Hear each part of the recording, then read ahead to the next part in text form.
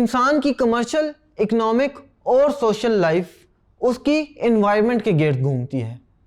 यानी जिस तरह का इन्वायरमेंट होगा उसी तरह की उसकी लाइफ होगी, उसी तरह वो कमर्शियलिज्म करेगा, उसी तरह वो अपनी इकोनॉमिक ज़िंदगी और सोशल लाइफ गुजारेगा। और ये हम इस टॉपिक में डिस्कस करेंगे, यानी effects of climate on human life. हर इलाके में डिफरेंट किस्म का क्लाइमेट होता है और डिफरेंट किस्म की इन्वायरमेंट होती है। वहाँ के रहने वाले लोग उस तरह की इन्वायरमेंट को अडॉप्ट करते हैं और उसी तरह की पॉलिसीज़ या सोशल लाइफ बनाते हैं।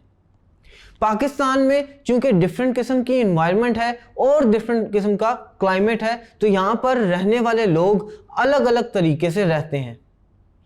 सबसे पहले हम डिस्कस करते हैं कि प्लेन एरियाज में जो लोग रहते हैं वो कैसे रहते हैं और इन्वायरमेंट उनकी लाइफ को कैसे अफेक्ट करती है।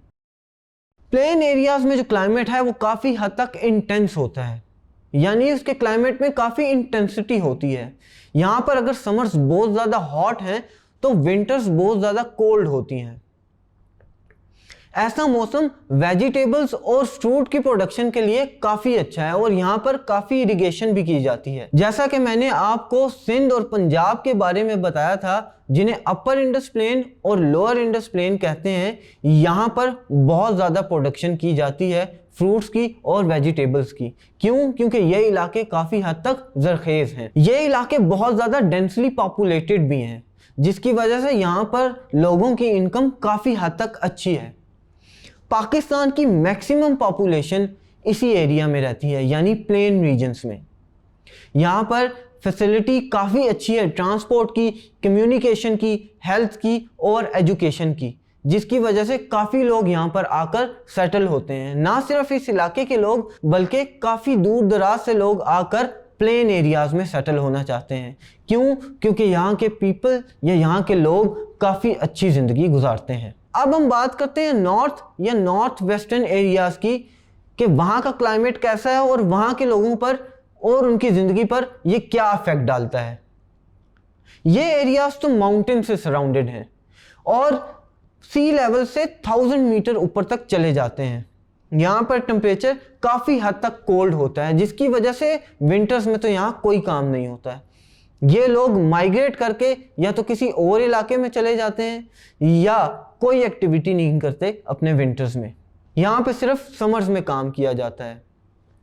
विंटर्स में ये लोग फूड को या तो स्टोर कर लेते हैं या माइग्रेट करके किसी और इलाके में चले जाते हैं ताकि अपना गुजर औकात करते रहें।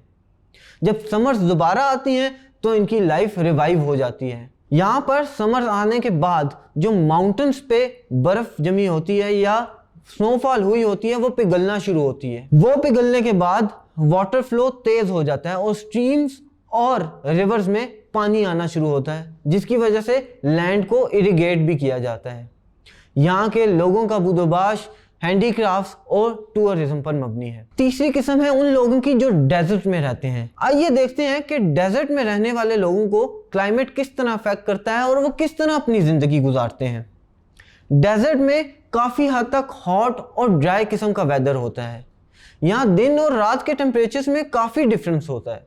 दिन में तो यहाँ हीट वेव्स भी चलती हैं, लेकिन रात कुछ हद तक ठंडी हो जाती है। डेजर्ट में सदर्न पंजाब और सिंध के एरिए ज़्यादातर शामिल हैं। यहाँ पर बहुत ही कम बारिश होती है, जिसकी वजह से लोगों को दूर दराज जाकर पानी लाना पड़ता है। शीप और गोट रेडिंग करके यहाँ के लोग अपना गुजर औकात करते हैं। चौथे नंबर पे हम बात करते हैं कि बलोचिस्तान प्लेटू का मौसम किस तरह का है, वहाँ इन्वायरमेंट कैसी है और वहाँ का क्लाइमेट किस तरह लोगों को इफेक्ट करता है। बलोचिस्तान प्लेटू का समर्स में बहुत ही हॉट टेम्परेचर होता है और विंटर्स में बहुत ही कोल्ड किस्म का टेम्परेचर होता है, यानी दोनों एक्सट्रीम एंड्स यहाँ पर देखी जा सकती हैं। ये पाकिस्तान का one of the driest area कहलाया जाता है। यहाँ पर विंटर में स्नोफॉल होती है और समर्स में ये स्नोफॉल स्ट्रीम्स और रिवर की शक्ल में नीचे आती है, जिसको अंडरग्राउंड कैरीज के ज़रिए स्टोर किया जाता है।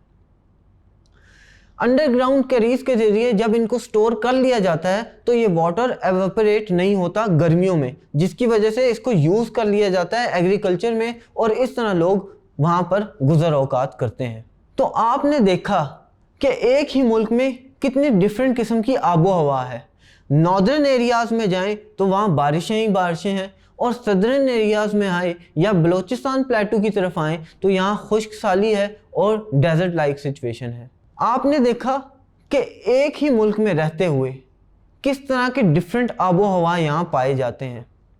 आप नॉर्थ की तरफ चले जाएं तो यहाँ बारिशें ही बारिशें हैं, और नीचे साउथ की तरफ आएँ या बलोचिस्तान प्लेटू को देखें तो यहाँ कहत साली है और डेजर्ट लाइक कैरेक्टरिस्टिक्स हैं।